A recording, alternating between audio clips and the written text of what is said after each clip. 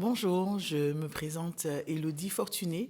Je suis née en Martinique, mère de deux magnifiques enfants. J'ai 25 ans d'âge auquel il faut rajouter 19 ans d'expérience cette année. Je suis de formation éducatrice de jeunes enfants, mais il y a 2 ans, je suis maintenant rendue technicienne en service de garde dans une école primaire à Montréal-Nord. Les souvenirs les plus anciens avec les tresses, en fait, sont que ma mère, généralement, c'est elle qui me coiffait. Je n'avais pas de... Elle ne me rajoutait pas de rajout, en fait, les faux cheveux. J'avais quand même une bonne longueur de cheveux naturels et j'étais souvent coiffée de la même façon, juste deux couettes avec 2 nœuds au bout de mes nattes. Je sais qu'à ma naissance, jusqu'à 2 ans, j'avais pas un poil sur le caillou, mais à partir de 2 ans, 3 ans, ça a commencé à pousser et j'étais voilà, c'était c'était facile à coiffer. Je n'avais pas de mauvais souvenirs. C'était quand même de bons moments. Oui, généralement, j'étais coiffée durant le week-end pour justement garder ma coiffure toute la semaine parce qu'on était quand même trois. Donc, ma mère a un garçon et 2 filles. Et bon, pour nous, les 2 filles, c'était le moment, samedi ou dimanche, généralement, le temps de se coiffer, de faire la coiffure pour la semaine. Quand j'allais à la plage, effectivement, c'était un calvaire plutôt pour ma mère parce qu'elle savait que le dimanche soir, il fallait tout laver, tout sécher et puis refaire la coiffure.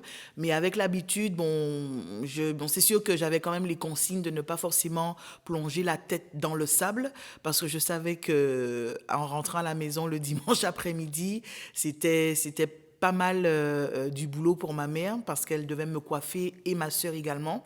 Mais bon, c'était pas non plus un stress pour moi d'aller à la plage et je respectais quand même les consignes. Mes cheveux étaient mouillés, mais pas forcément sablés.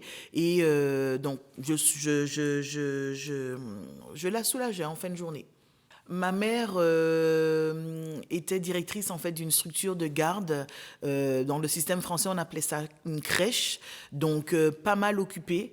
En plus de nous 3 enfants, puisque mon père n'était pas forcément présent, on va dire qu'il était absent. Donc oui, elle était vraiment oui, une mère occupée, et, mère battante, mère qui ne dort pas sur ses lauriers, et, une femme jock, comme on dit en créole.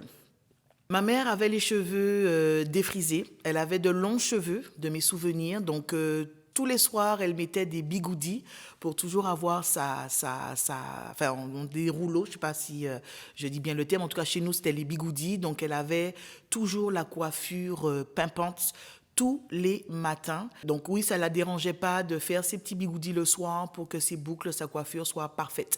Ma mère, à la base, c'est une madame qui est très sur le paraître. Il faut que ça présente bien. Donc, on n'aurait jamais dit, même jusqu'à présent, qu'elle a maintenant 70 ans.